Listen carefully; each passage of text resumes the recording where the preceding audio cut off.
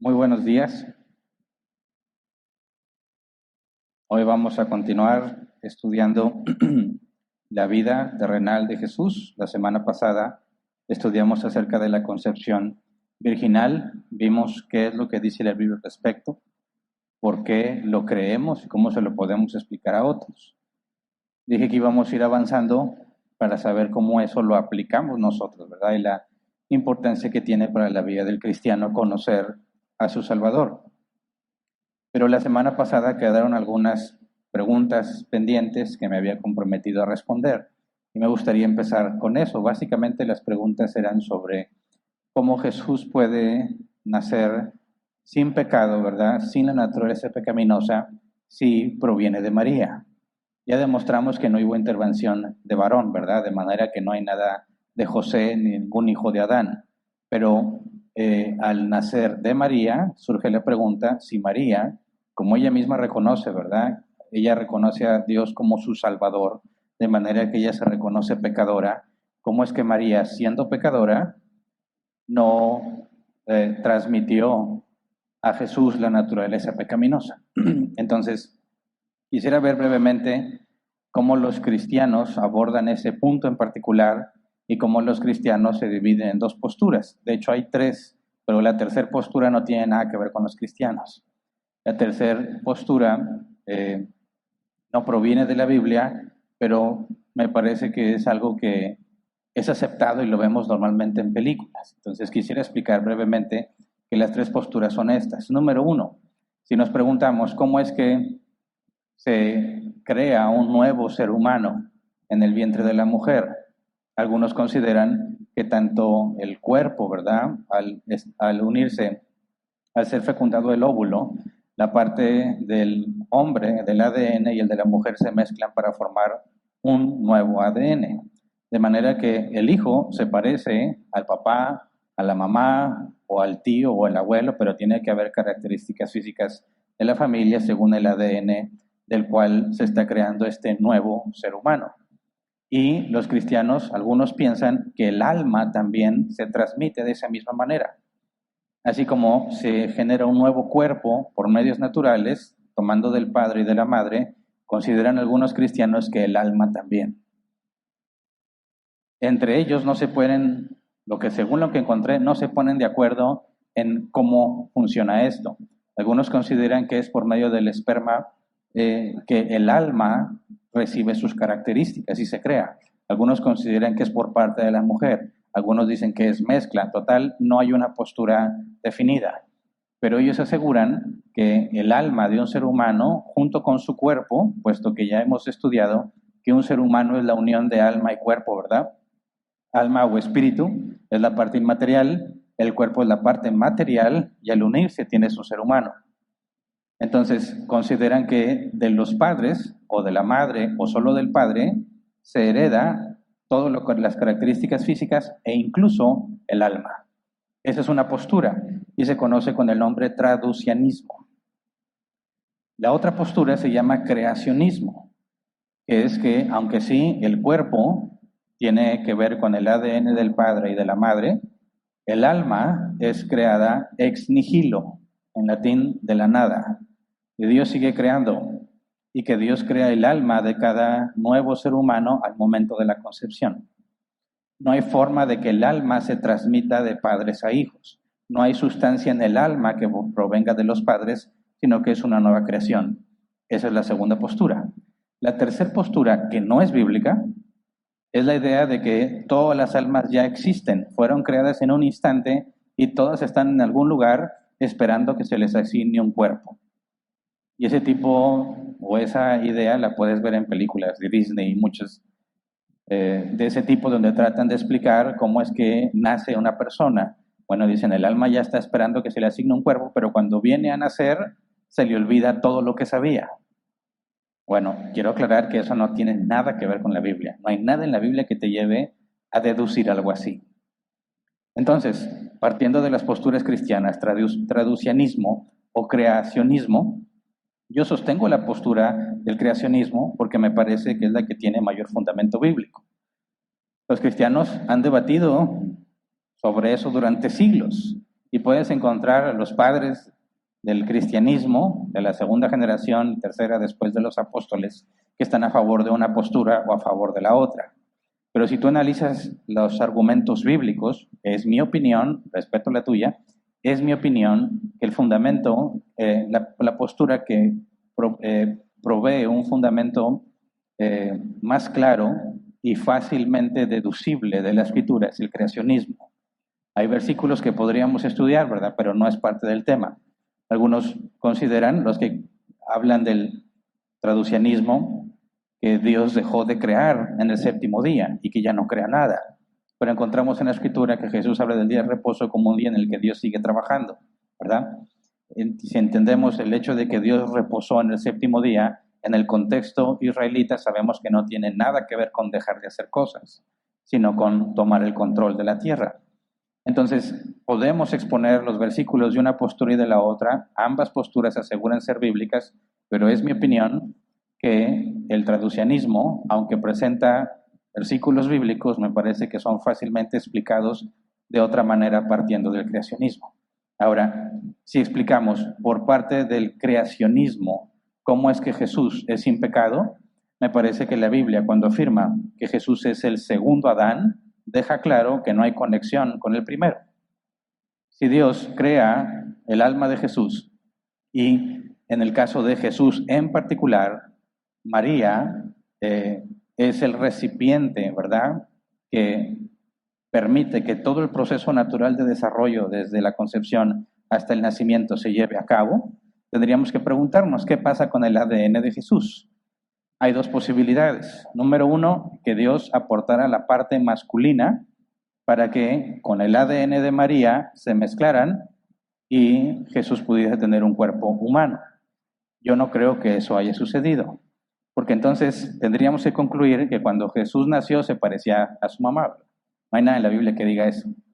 No lo puedo descartar ni lo puedo afirmar, pero no creo que pueda ser calificado Jesús como el segundo Adán si tiene el ADN de María con la parte masculina que fue aportada. Más bien creo yo, partiendo del creacionismo, que como en el caso de Adán, Adán tenía un ADN nuevo, ¿verdad?, que no provenía de ningún otro ser humano. Si Jesús es el segundo Adán, yo creo que así como Dios creó su alma, también creó el ADN. Podríamos decir entonces que Jesús no se parecía a María, ¿verdad? Sería un ADN totalmente diferente. Así que desde mi postura, no hay ningún problema con decir que Jesús nace sin naturaleza pecaminosa porque María solo fue un recipiente, ¿verdad? Jesús no fue derivado ni del cuerpo de María ni del alma de María. Los que tienen el problema para explicar eso son los que afirman el traducianismo. Ellos iban a tener que explicar si el alma y el cuerpo se heredan de los padres y también la naturaleza pecaminosa, ¿qué es lo que hizo Dios en el caso de Jesús? Y su respuesta hasta donde he encontrado es decir, es un misterio. Y ya. Y sí, es un misterio porque no está revelado. Pero yo creo que la postura del creacionismo no tiene ningún conflicto, ningún problema en describir que Jesús es el segundo Adán. El problema lo tiene la otra postura. Así que saca tú tus conclusiones y adopta la postura que más te parezca bíblica. Ese tipo de doctrina es terciaria, no debe ni podría, espero yo, generar división entre los cristianos, ¿verdad? Puedes sostener tu postura y otro sostener una postura diferente y eso en ninguna manera nos debería llevar a un conflicto. Un día lo sabremos, ¿verdad? Es más, un día veremos a quién se parecía a Jesús. Porque si seguimos la escritura, podremos ver a María y podríamos ver a José y le podríamos decir, a ver Jesús, párate aquí. Y luego ustedes dos acá y hacer una comparación y a ver si se parece. Por supuesto que podemos preguntarle directamente, ¿verdad? Pero podríamos cerciorarnos efectivamente de lo que la Biblia no nos revela hasta ahora. El punto es que si la Biblia no trae claridad en ese asunto, es porque no es relevante para el Evangelio, ¿verdad? Ni para la vida cristiana. Es información que es útil para tratar de comprender lo que Dios hizo, pero como no fue revelada, nada más podemos decir que son conjeturas, ¿verdad? Lo podemos deducir, o no lo podemos afirmar con certeza. Entonces, espero que con esta aclaración se resuelva el problema sobre la idea de que algunos cristianos piensan también que la naturaleza pecaminosa se transmite por la sangre. Algo de eso tienen noción los testigos de Jehová cuando dicen que prohíben las transfusiones de sangre porque estarías transfiriendo demonios o pecados de una persona a otra, pero eso no es bíblico tampoco, ¿verdad? Pero bueno, si alguien como quiera tiene dudas o le quedan, con confianza se puede acercar al final y trataré de responderlas. Ahora sí, dejando en claro eso que me había comprometido a analizar, vamos a continuar estudiando la vida de Jesús y vamos a considerar el relato que inmediatamente sigue en el Evangelio según Mateo, y si Dios lo permite, después analizamos el evento inmediato según Lucas y vemos las diferencias. En el caso de Lucas, vamos a ver que hay diferencias y que no se mencionan los mismos eventos que menciona Mateo. Porque cuando buscamos qué sigue después de lo que la Biblia dice acerca de la concepción, pues es la infancia de Jesús, ¿verdad? Así que eso es lo que vamos a estudiar, ese es nuestro propósito del día de hoy. El tema es la infancia de Jesús y puesto que, aunque es muy poca información, pero no tenemos tiempo suficiente para verla toda de una sola vez, vamos a dividirlo por partes. Hoy vamos a ver la infancia de Jesús, parte 1. Y antes de empezar a estudiar, vamos a orar así como estamos. Señor, te damos muchas gracias por tus misericordias, porque ninguno de nosotros merece estar aquí. Todos tenemos errores, todos pecamos, todos nos rebelamos. Como dice la Escritura, Señor, somos infieles, pero tú permaneces fiel, que no puedes negarte a ti mismo. Tú has decidido, Señor, separarnos del mundo y obrar en nosotros para que cada vez crezcamos más y lleguemos a la altura del varón perfecto, que cada vez nos parezcamos a Jesús. Y te rogamos que mientras estudiamos a Jesús, lo que tú nos has revelado acerca de él, nos enseñes, Padre, a entender qué creemos, por qué lo creemos, cómo lo aplicamos y cómo lo enseñamos a otros. Te lo pedimos en el nombre de Jesús. Amén. Bien, entonces vamos a Mateo capítulo 2, versículo 1, que esto es, según Mateo, según su relato, lo que sigue después de explicarnos cómo es que Jesús fue concebido. Mateo 2.1 dice, después de que Jesús nació en Belén de Judea, en tiempos del rey Herodes, llegaron a Jerusalén unos sabios procedentes del oriente. Ahora, la Reina Valera 60, ese mismo versículo dice, cuando Jesús nació en Belén de Judea, en días del rey Herodes, vinieron del oriente a Jerusalén unos magos. De aquí vienen los famosos reyes magos, que son Melchor, Gaspar y Baltasar, ¿verdad? Pero nada de eso viene en la Biblia. Luego vi un meme muy bueno que decía los tres reyes vagos. Malhechor, te va a saltar y no me acuerdo cuál es el otro. Se menciona en la Reina Valera 60 los magos, y me ha tocado experiencias cuando hablas con alguien, no, que los reyes magos, pues eso no viene en la Biblia, ¿cómo no? Dice que fueron unos magos. Ah, bueno, espérame, eso es algo que hay que aclarar, ¿verdad? Porque es una verdad en parte.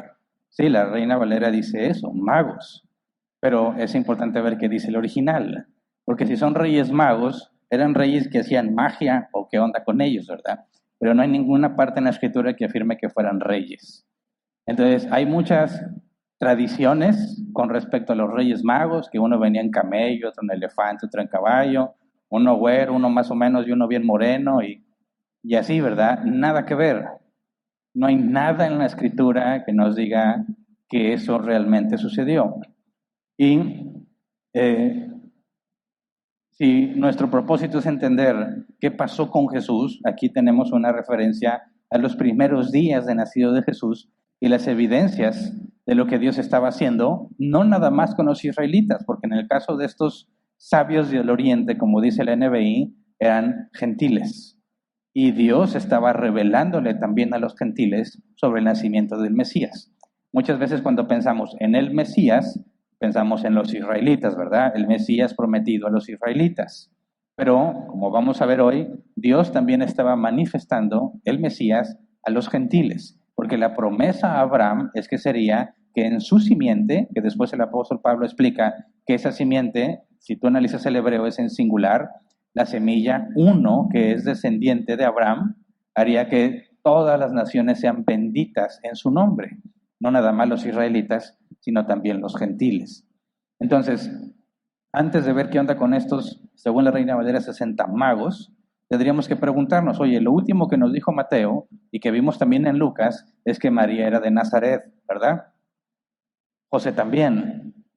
Entonces, cuando dice en versículo 1 de Mateo 2, después de que Jesús nació en Belén de Judea, surge una pregunta, ¿por qué en Belén si ambos son de Nazaret? Mateo no lo explica, pero Lucas sí. Lucas capítulo 2, versículo 1 al 7. Dice, por aquellos días Augusto César decretó que se levantara un censo en todo el imperio romano. Este primer censo se efectuó cuando Cirenio gobernaba en Siria. Así que iban todos a inscribirse cada cual a su propio pueblo. También José, que era descendiente del rey David, subió de Nazaret, ciudad de Galilea, a Judea. Fue a Belén, la ciudad de David, para inscribirse junto con María su esposa. Ella se encontraba encinta y, mientras estaban allí, se le cumplió el tiempo. Así que dio a luz a su hijo primogénito, lo envolvió en pañales y lo acostó en un pesebre porque no había lugar para ellos en la posada. Ahora aquí hay datos importantes. Número 1, fue para inscribirse junto con María su esposa. Ella se encontraba encinta. Nos hacíamos pregunta la semana pasada, ¿cómo fue la circunstancia de la boda de José y María? ¿Se le notaba el vientre o no se le notaba? Aquí ya podemos deducir, María está embarazada, todavía no da luz a Jesús y ya está casada, ¿verdad? Entonces se casaron antes de que Jesús naciera, pero ¿se le notaba a María el vientre o no? ¿Cómo evitaron el escándalo o se hizo un escándalo? Que estuvieran casándose y María ya con el vientre visible. No se especifica, ¿verdad? Pero ya están casados y tienen que ir de Nazaret a Belén por una orden del gobierno, ¿verdad? Del Imperio Romano. Luego dice, y mientras estaban allí se le cumplió el tiempo. Ahora, me imagino que mexicanos o latinos conocemos la historia de las posadas, ¿verdad?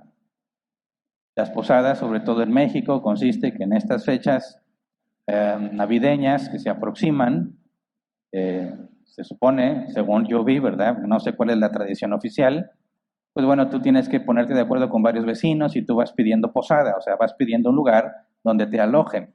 Y según las tradiciones, yo me acuerdo que en casa de mi abuelo, por parte de mi papá, se hacían las posadas, se organizaban los vecinos, nosotros lo que queríamos eran los dulces y la piñata, pero para tener acceso a los dulces tenías que aventarte toda la peregrinación, para que al último pudieras tener acceso a los dulces y a romper la piñata.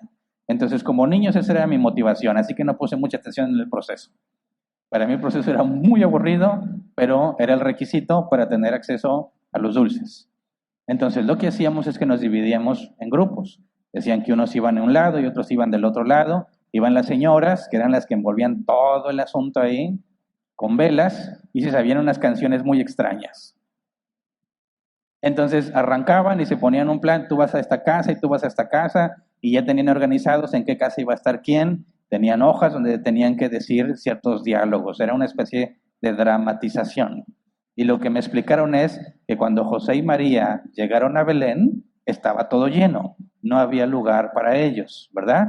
Así que empezaban a buscar casa por casa quién les podría dar refugio, porque María ya estaba por dar a luz. Entonces, lo que se hacía en tiempos de mi niñez, no hace mucho, es que llegábamos y teníamos que tocar la puerta, nos echábamos una cancioncita ahí, y luego abrían la puerta, ellos echaban otra cancioncita, no, aquí no hay posada y que no sé qué, y que síganle. Vamos a la siguiente casa, te echabas otra cancioncita, te decían que no, y así, hasta que llegabas a la casa, que ya todos sabíamos, ¿verdad?, cuál era la casa, ahí te echabas otra cancioncita y te contestaban con otra cancioncita diciendo que le pases. Y ya cuando era pasar, nosotros decíamos, ya, ahora sí, comida y dulces, pero no, te ponían a rezar bastantes cosas. Era para mí, que yo solo quería los dulces, aburridísimo, pero los dulces valían la pena, entonces me quedaba.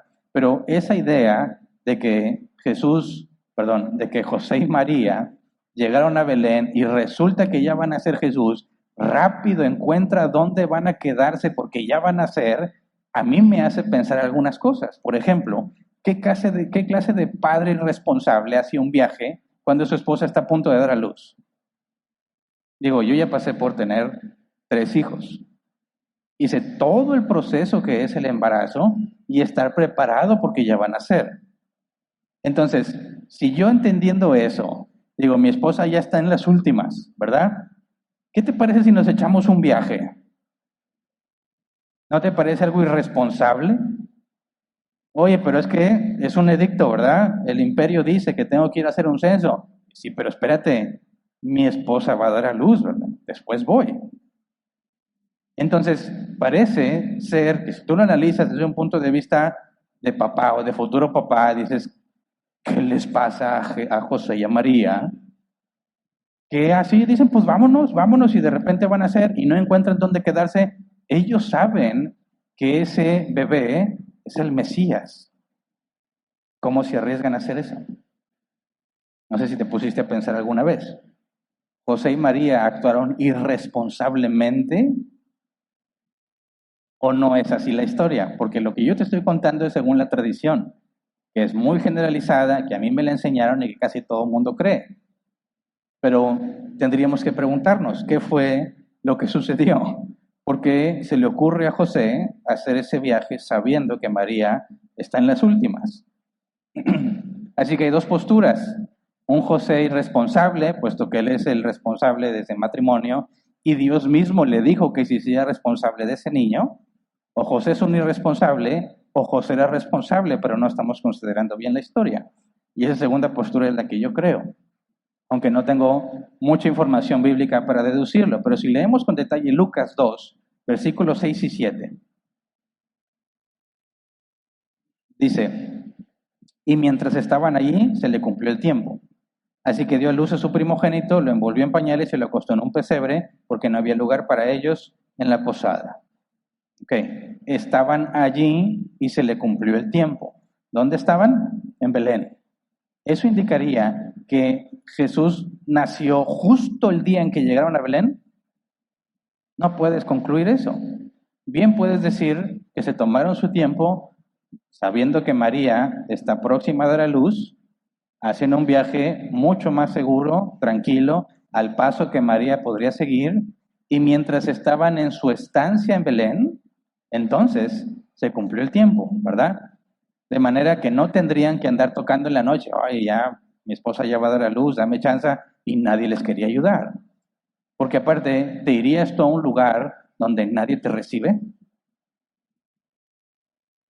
¿Cómo le haces tú para irte de un lugar a otro, suponiendo, como en aquellos entonces, aunque sí había conceptos parecidos a hoteles, hasta donde yo he sabido del contexto histórico, tenía que haber una evidencia de que eras un hombre confiable, tenía que haber una conexión entre distintas familias para poder recibirlo en su casa. Sabemos que los israelitas eran hospitalarios, pero aquí no estamos hablando solamente de israelitas, ¿verdad? Es un pueblo mixto.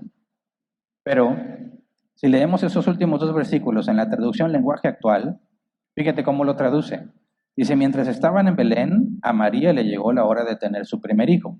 Como no encontraron ningún cuarto donde pasar la noche, los hospedaron en el lugar de la casa donde se cuidan los animales. Cuando el niño nació, María lo envolvió en pañales y lo acostó en un pesebre. Aquí fíjate cómo lo traduce. Los hospedaron en el lugar de la casa donde se cuidan los animales. La pregunta es, ¿la casa de quién? ¿De algún extraño que los dejó pasar? ¿O crees tú que existe la posibilidad de que José arregle con suficiente tiempo dónde van a estar viviendo mientras están en Belén, porque sabe que su esposa va a dar a luz? Y puesto que todo está lleno, les asignaron ese lugar. ¿Por qué no les dieron un cuarto? Porque como es un censo y todos tenían que regresar a su pueblo natal, obviamente todo estaba lleno. ¿De quién es la casa? Probablemente de algún familiar, algún conocido. Jesús nació el día que llegaron, no hay nada que indique eso, ¿verdad? Yo creo que se prepararon con tiempo. Yo creo que lo más razonable, dado que José mismo recibe del ángel la instrucción de que se haga cargo de ese niño, me parece que no es razonable pensar que José se aventó así a ver qué sale y a la mera hora ya andaban haciendo Jesús, ¿verdad? Sino que se fueron a Belén, se arregló donde se iban a quedar, como está todo lleno, se les asignó ese lugar, que históricamente ese lugar también servía para hospedar, era un lugar techado, resguardado para los animales en tiempo de frío, así que personas podían acomodarse sin problema en ese lugar. Yo creo que José fue responsable y se anticipó. Tú sacas tus propias conclusiones. Pero lo que es importante ver es que José y María dijeron, hay que ir a Belén, hay que cumplir con el mandato, hay que estar preparados porque ahí va a nacer Jesús, pero eso explica por qué están en Belén. Yo no veo que Lucas describa que hay una conciencia de parte de José y María de cumplir una profecía. Vamos a Miqueas 5, versículo 2. Dice, pero tú, Belén Efrata, pequeña para estar entre las familias de Judá, de ti me saldrá el que será Señor en Israel, y sus salidas son desde el principio, desde los días de la eternidad. Así que había una profecía que indicaba que el Mesías nacería en Belén. ¿Cómo fue que José y María llegaron a Belén? Porque tenían que ir a cumplir con el censo, ¿verdad? Y resulta que estando allí, llegó el momento de dar a luz. ¿José y María planearon cumplir con la profecía? No, ellos estaban obedeciendo un mandato. Que Dios haya dicho siglos antes que el Mesías nacería en Belén, pero sus padres son de Nazaret, y tenga que suceder eso para que ellos se muevan a Belén y ahí nazca, vemos que es Dios quien tiene el control del cumplimiento de la profecía. No es que Dios haya visto el futuro y luego dijo, ya sé qué va a pasar, y luego le dice en el pasado, esto va a pasar porque yo ya vi. No, sino que es Dios quien organiza todas las cosas para que se cumpla lo que le ha dicho. Entonces, a pesar de que ambos son de Nazaret, resulta que Jesús nace en Belén porque están ahí para el censo. Regresemos a Mateo. Mateo 2, versículo 1. Después de que Jesús nació en Belén de Judea, en tiempos del rey Herodes, llegaron a Jerusalén unos sabios procedientes del oriente. Sabios. La palabra sabios aquí, que la Reina Valera 60 traduce como magos, es el griego magos. Pero a pesar de que termina con S, es en singular, masculino singular. Así que cuando dice que llegaron los magos, lo vemos en nuestro idioma, pensamos en una pluralidad de hombres que son magos, ¿verdad? Pero en el griego, llegaron unos magos, no está hablando de varias personas, sino del adjetivo que se le da a esa persona, que viene de magoi. Dice el diccionario Helps, magos, perteneciente a los magoi, originales de Media, pertenecen a la religión persa. Eran conocidos como sabios, hechiceros o magos. Ahora sí es magos en nuestro idioma. El diccionario Cambridge Bible dice, según el historiador griego Heródoto, los magoi tenían el poder de interpretar sueños. El comentario Benson, no debemos pensar de los magoi como simples magos o hechiceros. En aquel tiempo se les llamaba así a los filósofos o personas estudiadas, particularmente aquellos que se dedicaban a examinar la naturaleza y a estudiar el movimiento de los astros. O sea, no eran magos en el sentido de que hacían magia, eran personas estudiosas, muy bien preparadas. De hecho, tenemos en la Biblia, por ejemplo, Jeremías 39, versículos 2 y 3, Reina Valera 60, por favor. Jeremías 39, 2 y 3 dice, en el 11º año de Sedequías, en el mes cuarto, a los 9 días del mes, se abrió brecha en el muro de la ciudad y entraron todos los príncipes del rey de Babilonia y acamparon a la puerta del medio. Nergal Sarecer, Samgar Nebo, Sarsekim, el Rabsaris, Nergal Sarecer, el Rabmag y todos los demás príncipes del rey de Babilonia. Ahora, en estas palabras difíciles de leer, cuando dice Nergal Sarecer, el Rabmag viene, o en hebreo se traduce como jefe de los mag, los magoi. Está hablando que estos príncipes que entraron eran magoi, hombres muy respetables, muy sabios y muy preparados. Daniel capítulo 2, versículo 1 al 2, Reina Valera 60. En el 2.º año del reinado de Nabucodonosor, tuvo Nabucodonosor sueños y se perturbó su espíritu y se le fue el sueño. Hizo llamar el rey a magos, astrólogos, encantadores y caldeos para que le explicasen sus sueños. Vinieron pues y se presentaron delante del rey. Aquí, magos son los mismos magoi. Cuando el rey tiene problemas y quiere consejo y quiere sabiduría, manda llamar a los magos. De hecho, Daniel fue hecho jefe de todos los magos. Daniel 2:48. Luego el rey puso a Daniel en un puesto prominente y lo colmó de regalos. Lo nombró gobernador de toda la provincia de Babilonia y jefe de todos sus sabios. Y la palabra sabio se refiere a los magoi. Así que pensemos en los magos que visitaron como hombres tan prominentes como Daniel. Hombres que sabían mucho, se dedicaban a aprender. De hecho, también en el Nuevo Testamento hay un magoi que Pablo confrontó. Hechos 13, versículos 6 al 7. Recorrieron toda la isla hasta Pafos. Allí se encontraron con un hechicero, un falso profeta judío llamado Bar Jesús, que estaba con el gobernador Sergio Paulo. El gobernador, hombre inteligente, mandó llamar a Bernabé y a Saulo en un esfuerzo por escuchar la palabra de Dios. Aquí la palabra hechiceros es la misma palabra que se usa cuando describe a los magos del oriente, magos. O sea que estos hombres están acostumbrados a estar ante la realeza. Son hombres del más alto estatus social posible. Son hombres respetados por todos, porque son hombres sabios. Así que estos sabios del oriente vinieron a Belén. Quiero que te des una idea de qué tipo de personas son. No son reyes, pero por lo general están al servicio de los reyes como consejeros. Mateo 2:2. Dicen los magos, ¿dónde está el que ha nacido rey de los judíos? Preguntaron. Vimos levantarse su estrella y hemos venido a adorarlo. Esto puede parecer confuso, porque tendrías que preguntarte, ¿cómo puede ser que viendo las estrellas determinen que un rey va a nacer? Por ejemplo, ¿tú crees en los horóscopos? ¿Cuántos de aquí son Leo? No hay nadie. Hay un experimento que me gustó mucho con respecto a los horóscopos y lo quiero decir porque aquí se menciona de alguien leyendo las estrellas y que efectivamente encontraron al Mesías. Esto genera conflicto con los cristianos porque dicen, oye, ¿qué pasó? Entonces, si hay una estrella que indicaba el nacimiento de Jesús, las estrellas podrían decir que mi carácter es optimista y que tal vez hoy conozca el amor de mi vida. Como que establecen esa conexión. La Biblia dice que los magos de Oriente, leyendo las estrellas, dieron con el Mesías. ¿Pueden los cristianos entonces decir, eso de los horóscopos son falsos, porque supuestamente el horóscopo trata de la posición de las estrellas en el día en que naciste y cómo eso determina lo que te va a pasar? ¿Se entiende esta aparente conexión? Bueno, ¿qué hay de los horóscopos? ¿Cómo podemos responder los cristianos con respecto a la lectura de las estrellas y su conexión con la verdad o la realidad? Bueno, por eso quiero platicarles ese experimento brevemente. Fue un documental medio largo, pero lo voy a resumir. Un hombre se propone determinar si lo que dicen los horóscopos es cierto o no.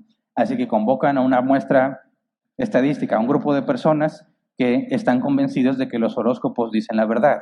Y los interrogan, oye, ¿tú crees que los horóscopos dicen la verdad? Sí. ¿Por qué? Bueno, porque lo que dice el horóscopo coincide con mi vida. Me describe a la perfección. Mi signo zodiacal describe perfectamente quién soy yo. Entonces tomaron personas de los 12 signos y los agruparon y a cada grupo le preguntaron, oye, ¿tú estás de acuerdo? ¿Por qué consideras que eres este signo? ¿Cuál es la razón para que tú confíes que efectivamente eso determina tu vida? Y todos coincidían en que lo que leían o lo que les decían según su signo los describía perfectamente. Así que les pidieron a todos que tomaran este examen. Se les iba a entregar un pronóstico según su signo y ellos tenían que determinar del 1 al 10 qué tanto se apegaba a la realidad. ¿Se entiende? Entonces pasan a los del primer signo zodiacal y les entregan su horóscopo. Ellos evalúan. Siguiente signo zodiacal, leen su horóscopo y ellos evalúan. Al final encontraron que la mayoría contestó entre 9 y 10, el grado en que eran descritos por su horóscopo. De manera que estaban siendo consistentes con lo que habían dicho y lo que estaban evaluando. El punto es al final todos reunidos, dicen, bueno, vamos a explicarles cuáles son los resultados de nuestro experimento, les enseñan a todos su horóscopo y todos leyeron exactamente el mismo papel. Todos. ¿Qué significa eso? ¿Cómo es posible que los 12 signos zodiacales que aseguran que los describe, su signo los describe casi a la perfección, hayan leído la misma descripción y todos estén de acuerdo en que los describe entre 9 y 10, que es tu propia percepción psicológica? Tú ves lo que quieres ver y lo aceptas como real a pesar de que a todos se les dijo lo mismo. Es más, me tocó trabajar en una especie de empresa donde me querían hacerme a mí el responsable de crear los horóscopos. Y dije, yo no sé nada de eso. No importa, tú ponle lo que quieras. Oye, pero se van a dar cuenta. ¿Cómo se van a dar cuenta? ¿Contra qué lo van a comparar? ¿Mm? Y yo dije, ¿cuánto me pagas? Puedo inventarme unas historias bien chidas. Hoy ten cuidado, vístete de azul. El azul es el color del día de hoy. Hoy cuando le serás el amor de tu vida. Y me da mucha gracia cuando veo memes que dicen, oye, le dice a su esposa, hoy voy a conocer el amor de mi vida. Me voy preparado. Por supuesto que no hay ninguna evidencia de que esos horóscopos describan a las personas. Pero entonces, ¿cómo interpretamos lo que está pasando aquí? Bueno, sigamos leyendo. ¿Dónde está el que ha nacido rey de los judíos? Es lo que preguntan. Vimos levantarse su estrella y hemos venido a adorarlo. Están diciendo, claro, vieron una estrella, ¿verdad? ¿Cómo sabían que sería rey de los judíos? Ellos, que probablemente son de Persa, ¿verdad? ¿Cómo puede ser que tengan conocimiento del rey de los judíos? Comentario Benson dice, según los historiadores Tácito y Suetonio, se esperaba en todo Oriente que en aquel tiempo surgiera un rey en Judea que gobernaría todo el mundo. Esta expectativa podía deberse a que durante el tiempo de cautividad en Babilonia los judíos se dispersaron por todo el imperio persa y además muchos del imperio fueron convertidos al judaísmo y fueron enseñados sobre la esperanza del Mesías bíblico. Se ha dado que los judíos fueron trasladados al imperio persa y ahí transmitieron sus creencias. Hay una conexión. De aquel lado conocen lo que se había profetizado por medio de los profetas, ¿verdad?, israelitas, lo que sucedería. Es así como se podían enterar. Pero cuando dice, vimos levantarse su estrella, ¿a qué se refiere? Comentario Pulpit. La estrella, como figura, era un símbolo poético común de un personaje ilustre o brillante. Comentario Benson. Según los jeroglíficos de Oriente, las estrellas son emblemas de los príncipes. Era muy natural para ellos considerar el surgimiento de una nueva estrella como un pronóstico del surgimiento de un nuevo rey. Si lo analizamos en el original, levantarse, la palabra levantarse no está en el original. Vimos su estrella. Levantarse su estrella no es correcto. Vimos su estrella, o sea que ellos detectaron una estrella que nunca habían visto. Y si tomamos lo que dicen los comentarios, las estrellas eran símbolos de personajes ilustres o de príncipes, ellos podrían decir, el hecho de que aparezca una estrella sería una señal de que van a ser un rey. Y si conocían las profecías, ¿verdad?, que los judíos transmitieron, puede ser entonces el rey de los judíos. Cuando dice vimos su estrella, que es lo que dice el original, parece indicar que encontraron una nueva estrella en el firmamento, aunque no se confirma, ¿verdad? Pero desde los tiempos del éxodo de los israelitas, también entre los israelitas, la estrella era un símbolo de los reyes. De hecho, Balaam profetizó sobre una estrella descendiente de Jacob. Números 24:17. Dice, lo veo, pero no ahora, lo contemplo, pero no de cerca. Una estrella saldrá de Jacob, un rey surgirá en Israel. Aplastará las sienes de Moab y el cráneo de todos los hijos de Set. Una estrella, ¿verdad? Refiriéndose al Mesías, un rey. Una estrella y un rey es una conexión que vemos en la Escritura. Comentario Benson. Se considera que Set era el nombre de una ciudad importante de Moab o el nombre de uno de sus reyes. Entonces la profecía tiene que ver con una estrella, ¿verdad? Los magos, ven una estrella y conectan. Génesis 49:10. Otra profecía. El cetro no se apartará de Judá, ni de entre sus pies el bastón de mando, hasta que llegue el verdadero rey, quien merece la obediencia de los pueblos. Específicamente, la estrella profetizada, ¿verdad? En Génesis 49, el rey, vemos la confirmación en Números 24. Este rey está simbolizado por medio de una estrella.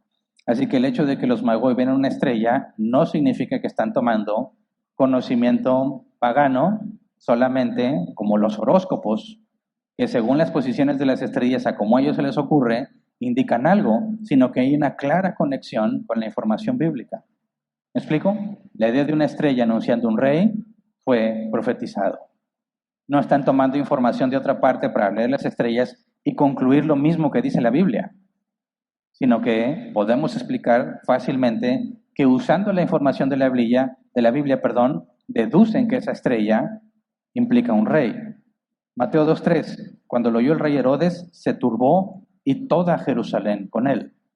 Ellos no estaban esperando nada de eso, ¿verdad? Esto indica que la pregunta que hicieron los magos ante el rey, nadie se la esperaba, ¿verdad? Y de hecho, hay un rey. Decir que nació otro rey es algo serio, ¿verdad? Pero fíjate, cuando dice, lo oyó el rey Herodes, se turbó y toda Jerusalén con él, ¿a qué se refiere? ¿Con quién estaban hablando los magos? Con el rey y toda la corte, que eran representantes del pueblo. Así que los magos, hablaron ante el rey y ante la corte. Se les concedió una audiencia. No son simplemente extranjeros que vienen de otra parte que dicen, oye, quiero hablar con el rey y ya. Son hombres ilustres, destacados, que se les concede audiencia con el rey. Mateo 2, 4 al 6. Dice, así que convocó de entre todo el pueblo a todos los jefes de los sacerdotes y maestros de la ley y les preguntó dónde había de nacer el Cristo. Eso es lo que hizo Herodes. Versículo 5, en Belén de Judea le respondieron, porque esto es lo que ha escrito el profeta. Pero tú, Belén, en la tierra de Judá, de ninguna manera es la mejor entre los principales de Judá, porque de ti saldrá un príncipe que será el pastor de mi pueblo Israel. Ya leímos esa profecía, ¿verdad? Aquí está parafraseada. Entonces, Herodes oye de los hombres sabios, conocedores, que ellos concluyen que van a ser un rey o que ya nació el rey, y Herodes va y le pregunta a los sacerdotes, ¿verdad? A los maestros de la ley, ¿dónde debería nacer ese rey? No está poniendo en duda lo que dijeron los sabios. Quiere detallar dónde debería nacer, dado que los sabios dicen que ya debió haber nacido. Y le dicen, bueno, en Belén, ¿verdad? Eso implica que los sabios no conocían con exactitud la profecía en Miqueas, que nacería en Belén, pero sí conocían que un rey nacería al identificar su estrella y que sería un rey para los judíos. Así que Herodes investiga la edad aproximada de este nuevo rey. Mateo 2, 7 al 8. Dice, luego Herodes llamó en secreto a los sabios y se enteró por ellos del tiempo exacto en que había aparecido la estrella. Los envió a Belén y les dijo, vayan e infórmense bien de este niño y tan pronto como lo encuentren, avísenme para que también yo vaya y lo adore. ¿Qué es lo que pregunta? Dice, se enteró por ellos del tiempo exacto en que había aparecido la estrella. ¿Qué es lo que está tratando de hacer Herodes? Determinar la edad de este rey. Si la estrella indica que ha nacido un rey y le preguntas cuánto tiempo lleva esa estrella visible, podrías determinar cuánto tiene de nacido el rey. ¿Se entiende? No especifica, no nos dice cuánto tiempo estuvo la estrella, no nos dice si subió o apareció, nada más pregunta, nos resume, pregunta cuánto tiempo tiene la estrella ahí, y no se especifica, pero sabemos el cálculo que hizo Herodes en Mateo 2:16. Dice, cuando Herodes se dio cuenta de que los sabios se habían burlado de él, se enfureció y mandó matar a todos los niños menores de 2 años en Belén y en sus alrededores, de acuerdo con el tiempo que había averiguado de los sabios. Esto es un dato interesante porque Herodes dice, en 2 años no le fallo, que maten a todos los niños menores de 2 años y ahí tiene que estar incluido este nuevo rey. ¿Cuánto tiempo fue visible la estrella? No lo sabemos, pero no más de 2 años, ¿verdad? Si partes de que cuando aparece la estrella nace el rey, Herodes estima 2 años está protegido ese rango para acabar con este heredero. Pero ¿cuánto tiempo tardaría en trasladarse los magos desde su país natal, cuando ven la estrella, hasta donde están los judíos, hasta Judea. No lo sabemos, pero los viajes toman mucho tiempo. Así que podríamos decir que cuando aparece la estrella, nació Jesús. ¿Cuánto tiempo tendría Jesús ya de vida? Cuando se tardaron en llegar, Jesús tendría al menos 2 años de edad. ¿Podría sernos un dato útil para determinar en qué edad de Jesús fue visitado por los magos? Está muy complejo, pero podemos hacer unas conexiones cuando veamos lo de Lucas. Entonces los sabios se dirigen a Belén con la finalidad de determinar el paradero del nuevo rey, ¿verdad? El viaje de Jerusalén a Belén es corto, según el mapa, pero a ninguno de los jefes de los sacerdotes ni de los maestros de la ley les interesa acompañarlos. Saben que van a ser el rey, le dicen a Herodes, está profetizado que en Belén, pero ninguno dice, vayan con los magos para ver si esto es cierto. No les interesa y dejan que los magos vayan solos. Si yo fuese uno de los sabios, me resultaría algo extraño, ¿no? Yo vengo de muy lejos porque un rey de ustedes nació y a nadie le interesa. ¿Por qué a nadie le interesa si es el rey de ellos? Un personaje ilustre para ellos. ¿Por qué no les interesa? Así que tienes que buscar dónde nació el rey. Ponte en los zapatos de los magos. ¿Dónde esperas que nazca un rey? Un rey debe de ser alguien con poder adquisitivo, ¿verdad? De la realeza. Tiene que tener todos los medios, porque si hablas de una monarquía, tiene que ser de la alta sociedad, como los reyes. Si te pusieran a buscar la casa de un empresario, ¿dónde buscas? ¿Hacia dónde te irías? ¿Hacia las colonias pobres y marginales? ¿O empezarías a buscar colonias que están más o menos bien para ir para arriba? ¿De qué clase de empresa tiene? Una empresa multinacional. ¿Dónde buscarías? ¿Cómo le harían los reyes para decir, bueno, ya nos dijeron que en Belén, ¿verdad? De seguro. ¿Dónde? ¿Por dónde empiezas? Mateo 2, 9 y 10. Después de oír al rey, siguieron su camino y sucedió que la estrella que habían visto levantarse iba delante de ellos hasta que se detuvo sobre el lugar donde estaba el niño. Al ver la estrella, se llenaron de alegría. A ver, ¿qué es una estrella? Una bola de gas consumiéndose a millones de años luz. Y la luz que vemos de la estrella es mucho más vieja que la estrella misma por el tiempo que tarda en llegar la luz desde esa estrella.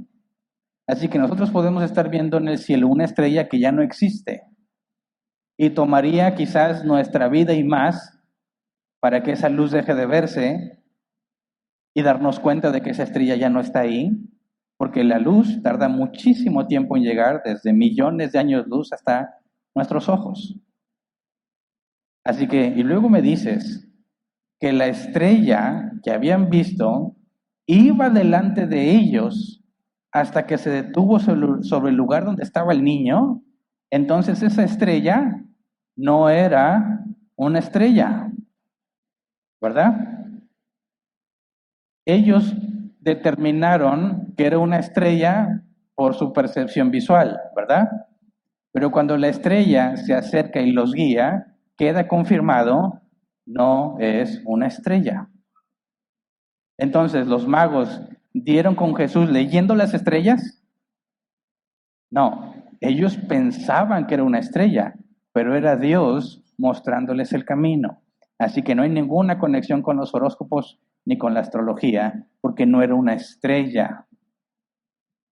Era una señal puesta por Dios, que los lleva exactamente hasta donde está el niño. Dice, al ver la estrella, se llenaron de alegría. Se llenaron de alegría. El original dice, se alegraron excesivamente con gran deleite. Eso es lo que dice literalmente. Al ver la estrella, se alegraron excesivamente con gran deleite. ¿Por qué? Al ver la estrella que viene y los guía y se alegran, ¿Qué es lo que les causó la alegría? No dice que el niño les causó la alegría. No dice que haber encontrado la casa les causó la alegría. Al ver la estrella, literalmente se alegraron excesivamente con gran deleite. ¿Qué es lo que entendieron? Que es Dios mismo guiándolos. Esa estrella es el medio que Dios usó para que ellos, gentiles, paganos, dieran con el Mesías. El Mesías que bendecirá a todas las naciones, no nada más los israelitas. Su ministerio empezó con los israelitas y después en la gran comisión se extiende a todas las naciones.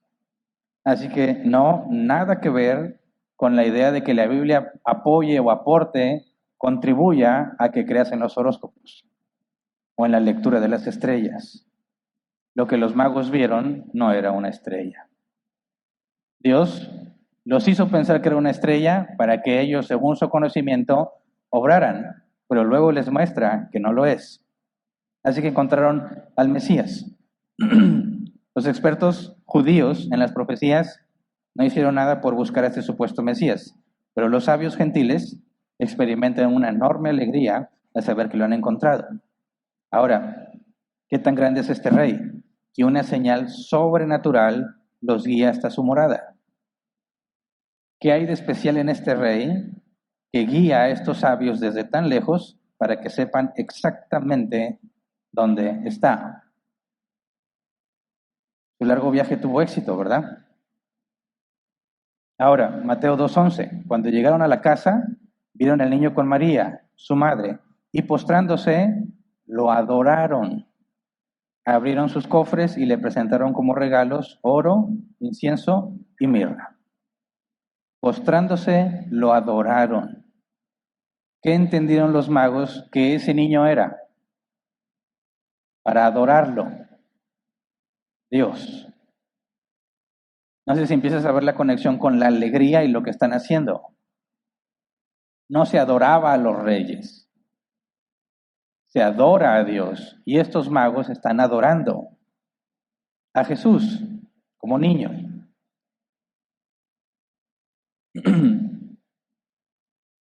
¿Estarían José y María y Jesús todavía en el establo o no? Cuando llegaron, ¿lo encontraron en el pesebre o no? No lo dice, dice llegaron a la casa. Llegaron a la casa. Si estaban en el pesebre o no, no podremos saberlo.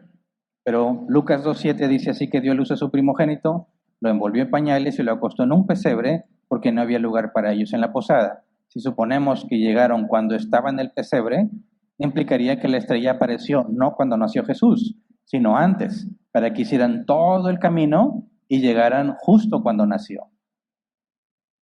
Si la estrella apareció cuando Jesús nació, entonces Jesús no podría estar en el pesebre, ¿verdad? Porque ya hubiera pasado muchos días y todo eso ya se debió haber desalojado, como vamos a ver un poco más adelante.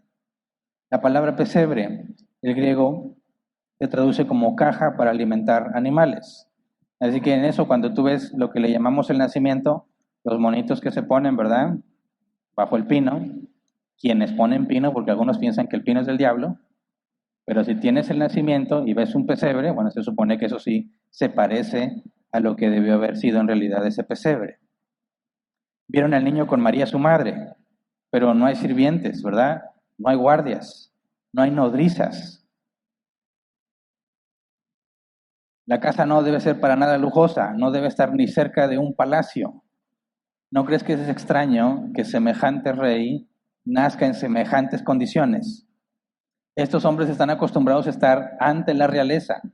Fueron a ver a Herodes con toda la pompa y el lujo de Herodes y vienen a encontrarse con el rey prometido y lo ven en una condición muy, muy, muy baja en cuanto a recursos.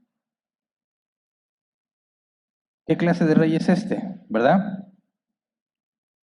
Postrándose le adoraron. Abrieron sus cofres y le presentaron como regalos oro, incienso y mirra. Comentario Benson. Era costumbre en esos países que las personas ofrecían algún regalo a cualquier personaje ilustre que visitaran. Pero ¿cuál es la intención de Dios en que lleven esos regalos? Yo he escuchado muchísimas interpretaciones de lo que significa el oro, de lo que significa el incienso y lo que significa la mirra. Y como en el tabernáculo había oro, había incienso y había mirra. Y tratan de hacer una conexión directa. Y dices, bueno, es posible. Pero si tú analizas un poco que esos regalos eran muy costosos, ¿verdad? Eran regalos para un rey. Y luego consideras lo que Dios le dijo a José que hiciera, partiendo de que José y María son pobres, a mí me lleva a pensar que más que un símbolo, fue la provisión para que José y María cumplieran con lo que Dios les va a mostrar a continuación, que no vamos a alcanzar a ver, pero le dice a José, toma el niño y vete a Egipto y quédate allá hasta que muera Herodes. Ahora, José y María son pobres. Lo vamos a ver si Dios lo permite el próximo domingo por el sacrificio que ellos ofrecieron. Lees Lucas capítulo 1 y ves el sacrificio que ofrecieron al presentar a Jesús a los 8 días de nacido. Y si tú conoces la ley en Levítico, sabes que ese sacrificio lo presentan solo los más pobres. De manera que José y María, su condición social era muy, muy baja. Si tú le dices a José, vete a Egipto y quédate allá, o sea, no en tu casa, no en la fuente de ingresos que tú tienes, vete a Egipto y te quedas allá hasta que Herodes muera, ¿de qué vas a vivir? Una buena posibilidad es de vender el oro, el incienso y la mirra. Vendiendo eso, adquirirían una buena cantidad económica para poder sostenerse durante todo ese tiempo. Así que yo soy de la postura que más que un símbolo, Dios les estaba proveyendo para lo que estaban a punto de hacer. Mandarlos a un lugar donde no tienen casa, donde no hay nada de ellos y que tienen que quedarse a vivir ahí, se requieren medios y ellos son muy pobres. Ahora lo digo por experiencia propia. Yo creo que muchos cristianos me entenderán. Cuando te enfrentas a una dificultad, sabes que no tienes dinero, Dios provee de repente por los medios que ni te imaginabas. Y a veces ha tocado al revés, que no tienes conflicto y luego te llega algún extra, una abundancia, y dices, mira, Dios me lo mandó, ¿qué me voy a comprar? Y luego te das cuenta que hay un problema, una crisis, y dices, ya entendí. Este dinero no era extra, este dinero era para poder vivir esta crisis. Entonces cuando veo que le llevan oro, incienso y mirra y se lo entregan a Jesús y Dios los manda a Egipto que se queden en tiempo indefinido, les está dando la provisión que necesitaban. Pero puedes diferir conmigo, no hay ningún problema. Entonces, ¿qué nos dice al principio? Mateo considera súper importante y es el único de los 4 evangelios en decirnos la historia de los magos. Este niño es tan importante que Dios trajo a gentiles desde muy, muy lejos a que le conocieran y que le proveyeran para lo que Dios iba a hacer a continuación. Este niño, que si lo encontraron en un pesebre, en una casa humilde, es el rey del universo. Juan 1, del 1 al 5, en el principio ya existía el verbo, y el verbo estaba con Dios, y el verbo era Dios. Él estaba con Dios en el principio, por medio de él todas las cosas fueron creadas, sin él nada de lo creado llegó a existir. En él estaba la vida, y la vida era la luz de la humanidad. Esta luz resplandece en las tinieblas, y las tinieblas no han podido extinguirlas. Versículo 14, y el verbo se hizo hombre, y habitó entre nosotros, y hemos contemplado su gloria, la gloria que corresponde al Hijo unigénito del Padre, lleno de gracia y de verdad. Qué irónico que el Creador del universo venga a vivir en una condición tan humilde, tan privada de recursos. Y es lo que a Dios le agradó. Y es irónico como muchos cristianos dicen, yo soy hijo del rey y debo tenerlo mejor. ¿Sí? ¿Comparado con quién? Dicen, Salomón. Yo quiero que Dios haga conmigo como con Salomón. Pero los cristianos no estamos llamados a imitar a Salomón, ¿verdad? ¿A quién estamos llamados a imitar? A Jesús. Y tú puedes concluir que si Dios, en su soberana voluntad, ordena todas las cosas para que su hijo nazca en este mundo y le da una de las familias más pobres de aquel entonces, ¿Tú crees que tú vas a ser honrado y privilegiado con lo mejor de este mundo si el propósito de Dios es que te parezcas a su hijo? No. Pero tampoco significa que siempre voy a estar pobre. Como dijo el apóstol Pablo, sé estar en abundancia y en escasez. La abundancia y la escasez. Esas dos cosas nos enseñan. Número uno, que en la escasez Dios es quien nos provee. Eres el que nos sostiene. ¿Y qué aprendes en la abundancia?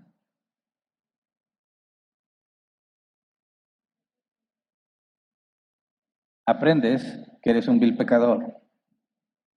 ¿Por qué? Porque la Biblia advierte sobre la riqueza. Confías en tu riqueza. Para el rico, el dinero es su fortaleza. Más difícil es para los ricos entrar al reino de los cielos, dijo Jesús, que un camello pase por el ojo de una aguja. ¿Qué aprendes en la riqueza? Lo miserable que eres, porque en lugar de darle el uso que corresponde, confías en la riqueza, te exaltas en la riqueza, te sientes seguro en la riqueza y te olvidas de Dios. Ambas cosas son necesarias. En la pobreza todos buscamos a Dios. En la abundancia, como que no es necesario, como que tienes muchas cosas que hacer, como que no se ajusta en tu agenda y en tus planes, porque no tienes necesidad de acudir a Él. Y ahí es donde te das cuenta que eres un vil pecador. Así que hay mucho más aprendizaje en la escasez que en la abundancia. Conoces mucho más a Dios en la escasez que en la abundancia. Y a nadie nos gusta la escasez. O alguien de aquí dice, amén, Dios, mándame toda la escasez. No, sin embargo es lo que más nos enseña sobre Dios, ¿verdad? Colosenses 1, 15 al 20, hablando de Jesús, Él es la imagen del Dios invisible, el primogénito de toda creación, porque por medio de Él fueron creadas todas las cosas en el cielo y en la tierra, visibles e invisibles, sean tronos, poderes, principados, autoridades. Todo ha sido creado por medio de Él y para Él. Él es anterior a todas las cosas que por medio de Él forman un todo coherente. Él es la cabeza del cuerpo que es la iglesia. Él es el principio, el primogénito de la resurrección para ser en todo el primero, porque a Dios le agradó habitar en Él con toda su plenitud y por medio de Él reconciliar consigo todas las cosas, tanto las que están en la tierra como las que están en el cielo, haciendo la paz mediante la sangre que derramó en la cruz. ¿Por qué leo esto? Entiende la grandeza de quién es Jesús en un lugar tan privado de comodidades. Hay una idea muy peligrosa que hay que tener mucho cuidado y mantenerla bajo control. La idea de que Dios se merece lo mejor. Y decimos, claro que Dios se merece lo mejor de mí, pero se merece que si esto hacemos para Dios, este púlpito debería ser de la madera más fina posible. Nuestros instrumentos deberían de ser de la mejor marca posible porque son para Dios. Al presentarme yo aquí, mi saco debería ser de la mejor marca posible porque es para Dios. Deberíamos tender el mejor piso posible porque es para Dios. ¿Cómo decidimos eso? ¿Dios se merece lo mejor? Por supuesto que sí. ¿Y qué es lo que Dios espera de nosotros? Obediencia. Pero eso implica que tenemos que tener materialmente lo mejor porque es para Dios. ¿Mm? ¿Qué hizo? ¿Qué proveyó Dios para Jesús para el momento en que naciera? ¿Materialmente lo mejor de lo mejor? No, no. Le dijo a José, como eres el padre del Mesías, ahí te va lo mejor de lo mejor. No, José hizo lo mejor que pudo. María hizo lo mejor que pudo, pero da testimonio en la Escritura de que eran hombres fieles y justos. Cuidado con esa delgada línea entre el hecho de que Dios merezca lo mejor y que entonces todo lo que consagremos a Dios tiene que ser lo mejor de lo mejor. No, materialmente, incluso desde las primeras evidencias de construir un altar antes de la ley de Moisés, Dios había dicho, cuando levantes un altar, No lo hagas de piedras hermosas, ni le des figura, solo acumula piedras y ya. ¿Por qué? Porque no es el altar, sino el que ofrece el sacrificio en el altar. No es la calidad de esta madera, sino para qué la estamos usando cuando nos reunimos a hablar de Cristo. No es la calidad de los instrumentos, sino el hecho de que tú alabes al Señor. ¿Se entiende? No es la calidad de mi ropa, sino lo que vengo a enseñarte. Cuidado, es una trampa que atrapa a muchos que se dicen cristianos. A muchos. Jesús es un claro ejemplo. Y si Jesús, el Rey del universo, no tuvo ningún problema en vivir en una casa pobre cuando nació y en Nazaret, nosotros tampoco debemos tener problema, ¿verdad? Aunque no es muy agradable. La Biblia advierte, no pongas tus ojos en las cosas de este mundo. Haz tesoros en el cielo. Así que cuidado, sí, somos administradores, tenemos que administrar de la mejor manera posible lo que tenemos. Pero eso no significa que nuestro enfoque es en tener las mejores marcas, los mejores materiales, las mejores instalaciones, porque son para Dios. Lo que buscamos es que sea apto para nuestro propósito, ¿verdad? Lo he dicho muchas veces, pobres pero no cochinos. ¿Se entiende? No cochinos implica, oye, no abuses, ¿verdad? Sí, oye, no vamos a tener la mejor de las tapices, pero limpios, vamos a pintar. Se ensució, le pintamos. No es la mejor pintura que hay, no me importa, pero que esté limpio. Somos administradores, ¿verdad? José tuvo que ser administrador de lo que se le dio y no se le concedió riquezas para crear a Jesús. Tuvo que haber enfrentado dificultades. Estás hablando del Mesías y aún así José tuvo que administrarse con lo poco que tenía. No perdamos ese enfoque. ¿Habría días buenos en que Dios nos dé abundancia? Sí. ¿O es por una crisis que viene? ¿O fue de gratis? Qué bueno si es de gratis. Pero piensa, la Biblia advierte, hay días buenos y hay días malos y ambos vienen de Dios. No caigas en la trampa de la prosperidad que Dios debería de darte o la calidad de las cosas que le debes ofrecer a Dios porque Él es Dios. Lo que Dios demanda es nuestra obediencia, entregarle nuestra mente, todos nuestros pensamientos cautivos a Él. Vivir para Él y no para nosotros, eso es darle lo mejor. No estamos hablando de lo material, pero tampoco hay que ser negligentes. Si podemos hacer cosas que nos hagan más eficientes y hay que invertir y puedes invertirlo, hazlo, porque te va a ser más eficiente. No porque es para Dios. ¿Me explico? Todo es de Él. Todo es de Él. Administramos lo que pone en nuestras manos para glorificarlo a Él. Entonces, hasta aquí nos quedamos el día de hoy. Si Dios lo permite, veremos qué sucede ahora con el relato de Lucas, porque Lucas nos revela información antes de este evento de los magos y luego nos da, esto es la única evidencia que tenemos de Jesús en su infancia, en el caso de Mateo, pero Lucas nos da un poco más de evidencia y una vez en la que sí, efectivamente, no podemos negar que José y María fueron negligentes y cometieron un grave error que le puede pasar a cualquier padre, pero dices, no puede ser, ellos están conscientes de que son los responsables de educar al Mesías y se les pierde Jesús, ¿verdad? Así que vamos a ponernos de pie y vamos a orar.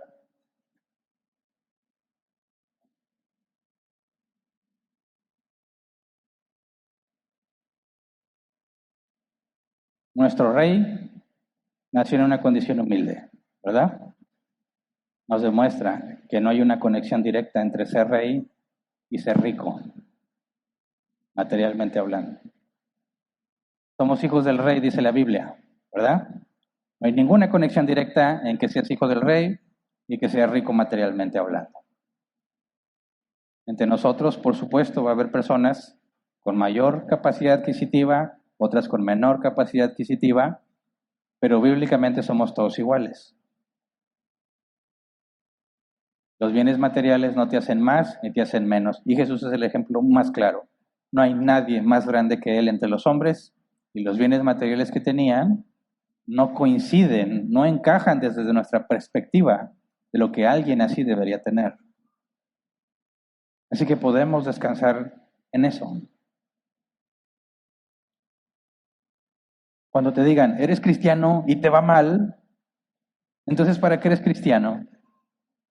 Algunos cristianos luchan con eso y dicen, ay, sí es cierto, si yo soy cristiano y hago las cosas bien, ¿por qué me va mal? Acuérdate de Jesús. Oye, yo tengo mucha responsabilidad en la iglesia, ¿por qué Dios no me bendice más? Acuérdate de José. ¿Crees que tenías más responsabilidad que él? No creo. Y Dios no lo prosperó para que no tuviera problemas. Siguieron en Nazaret, lo que vamos a ver. Y Nazaret era un pueblo de muy mala reputación. Así que no te fijes en lo que tienes materialmente. No es un reflejo de tu condición espiritual.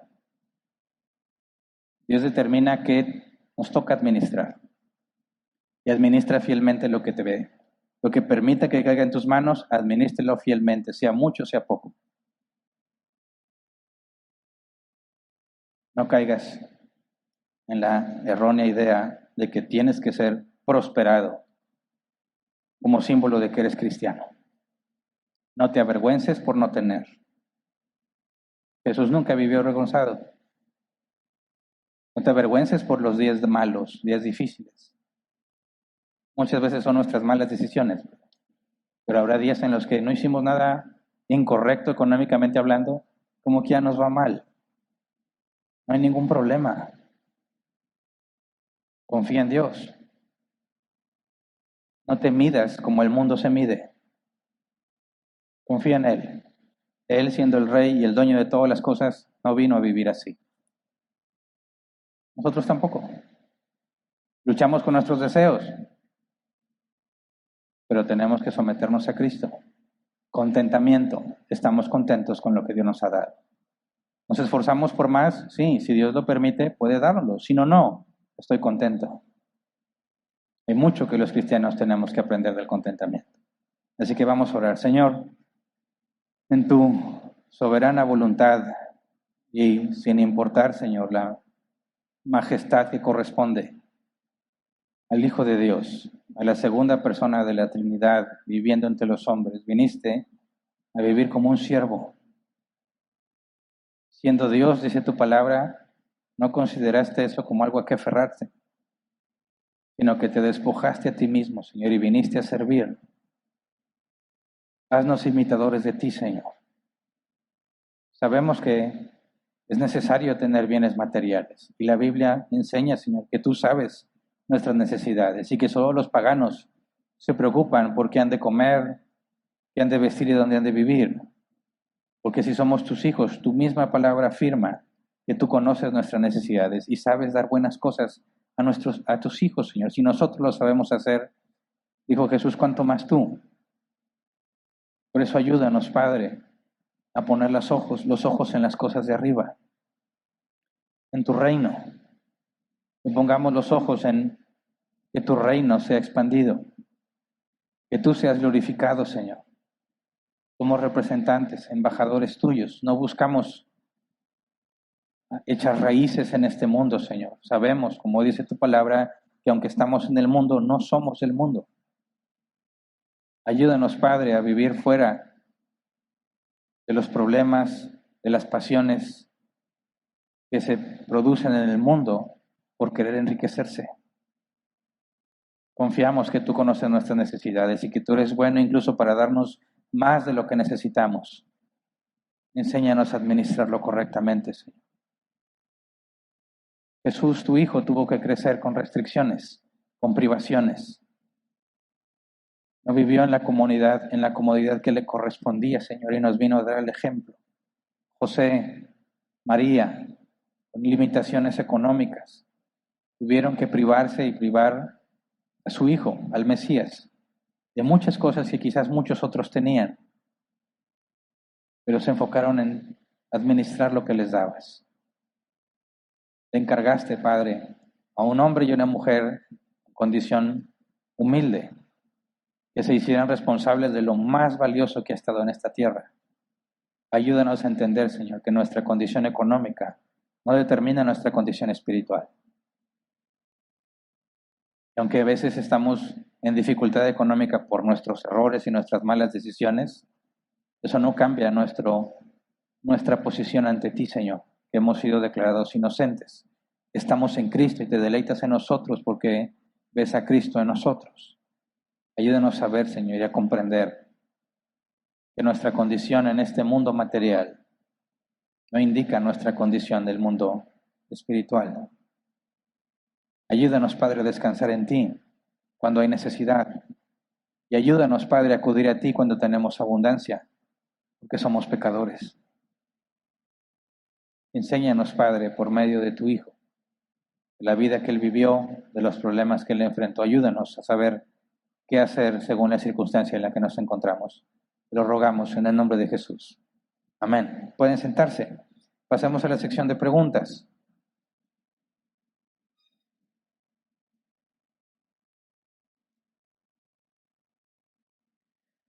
Dedicaremos 15 minutos como máximo a responder preguntas, si las hay. Si ya vi que sí hay. Bien. Si quieres hacer una pregunta, tienes que escribir en el grupo que tenemos de WhatsApp. Está el código en pantalla para que te agregues. Si no estás físicamente con nosotros y no estás en el grupo de WhatsApp, puedes escribir tu pregunta en los comentarios de Facebook mientras estamos en vivo, en los comentarios de YouTube también mientras estamos en vivo. Las reuniones se transmiten por Facebook y por YouTube, y los comentarios que tú pongas mientras está la sección de preguntas son canalizados a este grupo de WhatsApp. De manera que no importa si preguntas directo en el grupo o si preguntas en las redes sociales, las respuestas se van a ir dando en el orden en el que llegaron al grupo. Si anticipo, si me llego a brincar una pregunta, pido disculpas de antemano. Es muy complicado no perder la secuencia en WhatsApp porque las nuevas preguntas que llegan mueven todas las publicaciones. Y luego, como hay personas que preguntan más de una vez, me guío por el nombre y así es como me ha pasado, ¿verdad? Se mueve el chat, regreso, veo el nombre de la persona, de la última persona que había leído y continúo de ahí y resulta que era su segunda pregunta, entonces ya me brinqué las demás. Como quiera que me avisen si me brinqué, me dicen, ya te pasaste y me regreso. Pero nada más quiero aclarar que no es intencional. Ni tampoco se diga, no, le dio miedo mi pregunta y no la quiso contestar, por favor. Si no me hace una respuesta, no voy a tener vergüenza alguna en decirte, no sé, déjame estudiarlo y te respondo, ¿verdad? En ningún momento he afirmado que soy omnisciente. Así que por supuesto que hay muchas cosas que no sé. Y si me llegas a preguntar algo que no sé, te voy a decir la verdad. No sé, déjame investigarlo y te respondo. Así que no le tengo miedo a las preguntas tampoco. Primera pregunta, Edson Medina. Dice, pastor, ¿se tiene información sobre si esta categoría de hombres, los magos, ayudaron a descifrar los misterios de las escrituras a la iglesia primitiva? Dado que evidentemente ellos lograron interpretar correctamente los tiempos de la venida del Mesías. Bueno, no creo, porque la propia Biblia dice que no puedes discernir las cosas del Espíritu, ¿verdad? Las cosas de Dios sin el Espíritu Santo. Así que para que estos sabios, si consideramos que ayudaron a la iglesia primitiva a interpretar, tienes un problema, porque no puedes asumir que porque son sabios pueden entender las cosas de Dios, porque la Biblia afirma que para entender las cosas de Dios necesitas el Espíritu Santo. Y si el Espíritu Santo es quien me ayuda a interpretar, entonces no necesito a los magoi, ¿verdad? Entonces, aparte, si vemos que el fundamento son los apóstoles, vemos que toda la doctrina fue establecida por ellos, tendrías un serio problema en pensar que los magoi podían colaborar, puesto que Dios estableció a los apóstoles como fundamento. De hecho, el Nuevo Testamento es la enseñanza de los apóstoles, ¿verdad? No es necesario, en ese sentido, ninguna de la sabiduría del mundo para interpretar las cosas de Dios. Siguiente, Gabriela Quesada. Cuando los sabios ofrecen los regalos, ¿dónde dice que Jesús escogió la mirra? En ningún lado.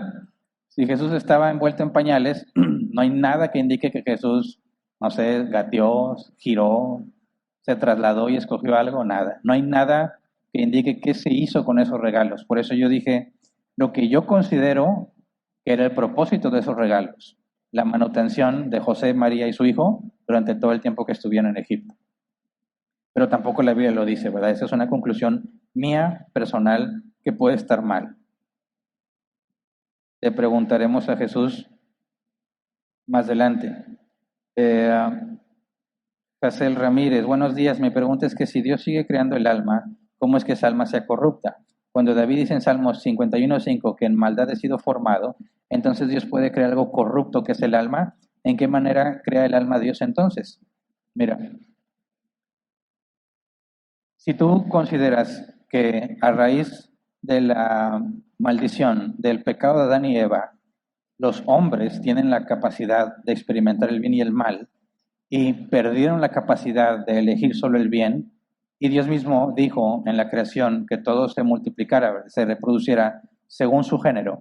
Y luego tú lees en Génesis, si no me equivoco, es 4, que Adán tuvo un hijo a su imagen y semejanza. No dice que imagen y semejanza de Dios, sino imagen y semejanza de Adán.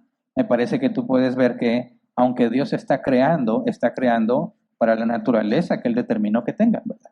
Y eso no genera un problema, porque ninguna persona, aunque haya sido creada con la naturaleza pecaminosa, ninguna persona es forzada a pecar, si no serían inocentes, y Dios no juzgaría a nadie porque tu naturaleza pecaminosa te hizo pecar. No, lo que la Biblia afirma es que tú tienes libertad para elegir y tú libremente eliges hacer lo malo.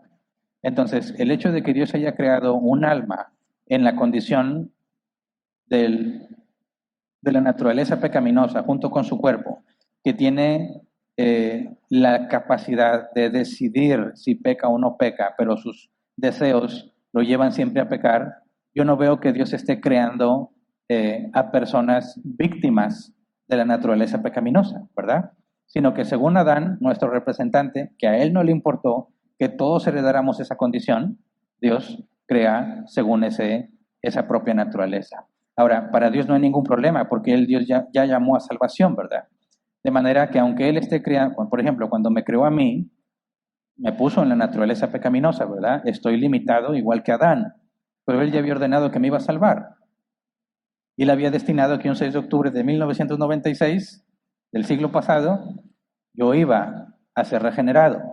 Así que aunque crea seres humanos con la naturaleza pecaminosa de Adán, eso no hace a Dios responsable de su pecado, puesto que ellos tienen la libertad para decidir si pecan o no.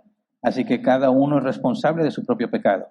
El hecho de que Dios crea personas según la naturaleza de Adán no genera ningún problema, puesto que Él no los obliga a pecar, ¿verdad?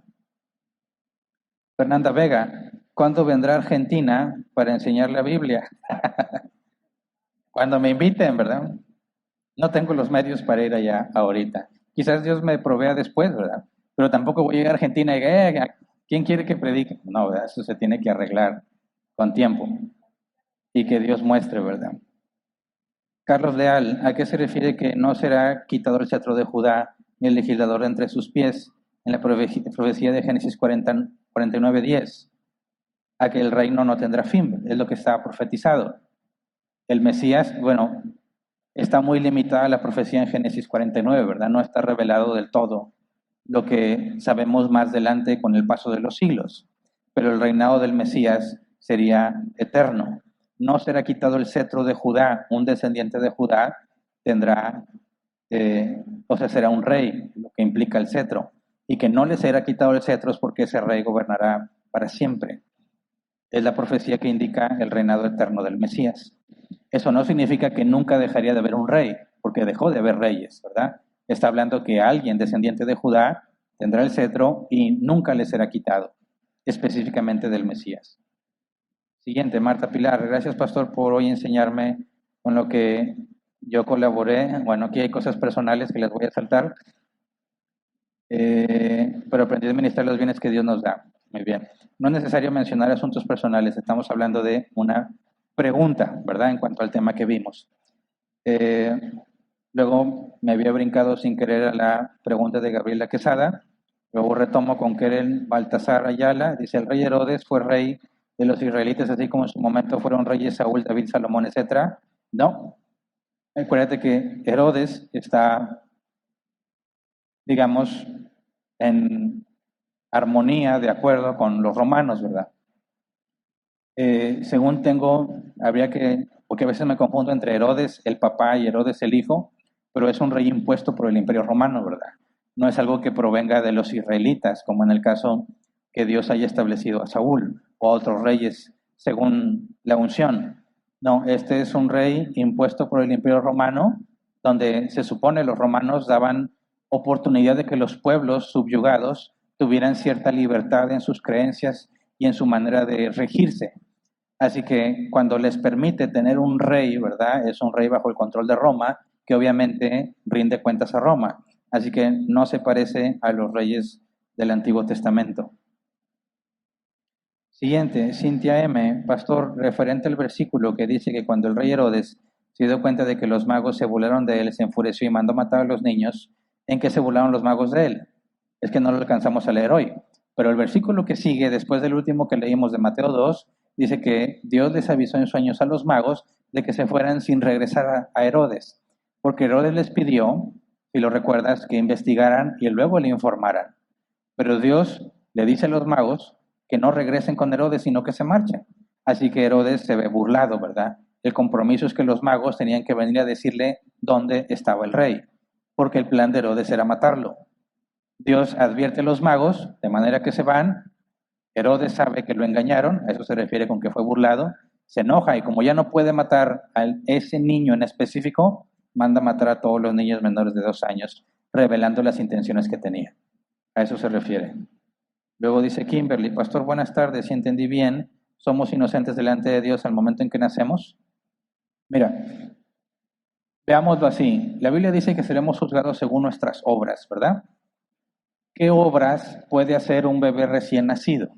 Si un bebé recién nacido muere, ¿en base a qué obra será juzgado? Si no tiene ni siquiera control de sí mismo, ¿verdad? Digamos que un bebé vive en modo automático. Todos tenemos funciones automáticas, como respirar. Tú no estás pensando cada cuánto tienes que inhalar, ni cada cuánto tienes que exhalar, a menos que hayas hecho muy ejercicio y te estás muriendo, ¿verdad? Pero normalmente, en el día a día, estás haciendo tus actividades y no eres consciente de todo el sistema respiratorio, ni el sistema nervioso, ni el sistema circulatorio. Eso funciona en automático. Bueno, cuando nace un bebé, todo lo que hace es en automático. No tiene conciencia de las acciones. De ahí surge una pregunta. Si Dios va a juzgar a un bebé recién nacido según sus obras, ¿lo condenaría o lo declararía inocente? Dices, no lo puede condenar puesto que no tiene control de nada de lo que hace. Pero tampoco es inocente, ¿verdad? Porque él es hijo de Adán, tiene una naturaleza pecaminosa. En cuanto tenga conciencia va a hacer el mal. Entonces, ¿cómo entendemos qué hace Dios con los niños recién nacidos que mueren? He sabido de dos posturas. Una postura dice, un niño que no tiene conciencia todavía de sus actos, muere, dicen algunos, es hijo de Adán, va a ser condenado. ¿Por qué? Porque no es perfecto. Es un hijo de Adán y está bajo maldición. Yo no estoy de acuerdo con esa postura. ¿Por qué? Porque no explica el juicio según las obras del niño. Y si lees Ezequiel 18, dice, no pagará el hijo por los pecados de su padre, ni el padre por los pecados de su hijo. Así que no le puedes achacar o imputar ningún pecado a una persona que no tiene la capacidad de tomar decisiones por sí mismo, ¿verdad?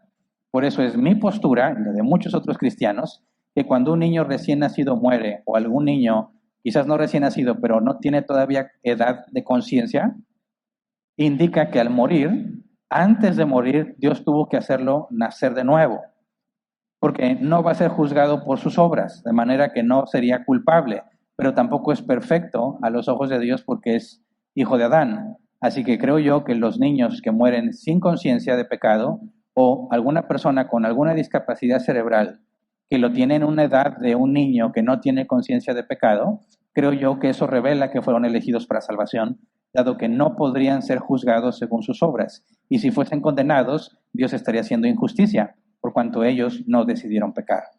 Así que creo yo que los niños, como todos los que mató Herodes, como todos los que mató Faraón en los tiempos de los israelitas presos, todos los que mueran sin conciencia de pecado, creo yo, demuestran que han sido elegidos para salvación, que Dios les concedió no padecer lo que nosotros padecemos en este mundo, dado que no pueden ser juzgados según sus obras. ¿Me brinqué? Gracias. Dicen que me brinqué una, pero sí leí una pregunta de Keren Baltasar. ¿Había dos? A ver.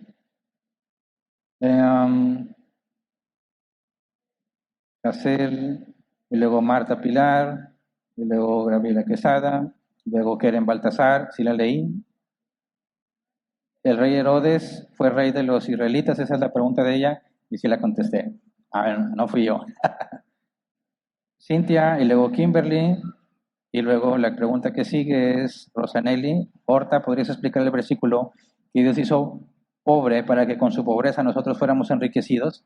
Este versículo se enseña para creer que Dios nos ha dado todo de antemano. Gracias. Mira, cuando dice que Dios se despojó de sí mismo, haciéndose semejante a los hombres, ¿verdad? Y vivir como siervo, entendemos que Él vino a vivir lo que nosotros no pudimos vivir.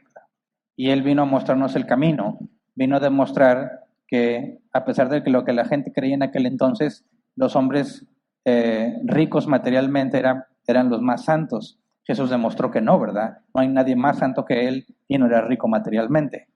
Él vino por medio de su vida y su obediencia, despojándose de todo lo que le corresponde, vino a vivir la justicia que nosotros no podemos vivir y vino a pagar el pecado que nosotros teníamos que pagar. De manera que hablamos de la doble imputación. ¿Se acuerdan? Nuestro pecado fue puesto a la cuenta de Cristo y Él lo pagó en la cruz. Y su justicia fue puesta a nuestra cuenta. Así que al momento en que Jesús se despoja de sí mismo, ¿verdad? Y viene a vivir como siervo, lo hace porque esa justicia sería para nosotros. Y al padecer callado, aceptando la voluntad de Dios, padecer injustamente, pagó nuestra deuda. Así que Él se hizo pobre para que nosotros seamos ricos, no en el sentido material, sino en que nosotros heredamos el reino de Dios. ¿Me explico? Y eso fue debido a que Jesús se humilló a sí mismo. A eso se refiere, no a la prosperidad económica. Siguiente, Marta Pilar dice 11. No sé qué es. Bueno, Josh Telles, en el Evangelio de Lucas, cuando Jesús se pierde en el templo, menciona que Jesús estaba oyéndoles y preguntándoles a los doctores de la ley. Con esto podemos afirmar que Jesús tuvo que aprender la ley por medio de los maestros. ¿Cómo podemos conciliar a un Jesús omnisapiente con la idea de que tuvo que aprender? De hecho, se dice específicamente que Jesús, por lo que padeció, aprendió la obediencia. Y eso es parte de entender las dos naturalezas de Cristo, ¿verdad? Es imposible que un Dios omnisciente aprenda. Si aprende ya no es omnisciente. Pero acuérdate que estamos viendo la naturaleza humana de Cristo. Y en su naturaleza humana aprende. Ese es el punto. Y vamos a ir descubriendo qué significa eso de que Jesús estaba en el templo y que le dijo en la casa, no saben que en la casa de mi padre o en los negocios de mi padre debo estar. Hay una implicación muy importante en eso. Pero Jesús, en su naturaleza humana, tuvo que aprender a caminar, tuvo que aprender a ir al baño, tuvo que aprender a leer, a escribir. Tenemos evidencia de que sabía escribir, ¿verdad? Que sabía leer. Se lo tuvieron que enseñar. Tuvieron que enseñarle los rudimentos de quién es Dios. Él tuvo que descubrir quién es Él en su naturaleza humana, no en su naturaleza divina.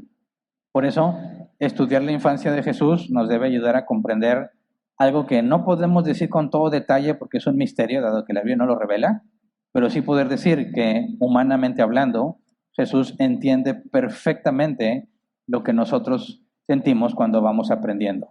La única diferencia es que Él nunca pecó. Él nunca aprendió de un error porque nunca se equivocó. Se acabaron las preguntas y el tiempo, ¿verdad? Muy bien. Si Dios quiere, nos vemos la próxima sesión.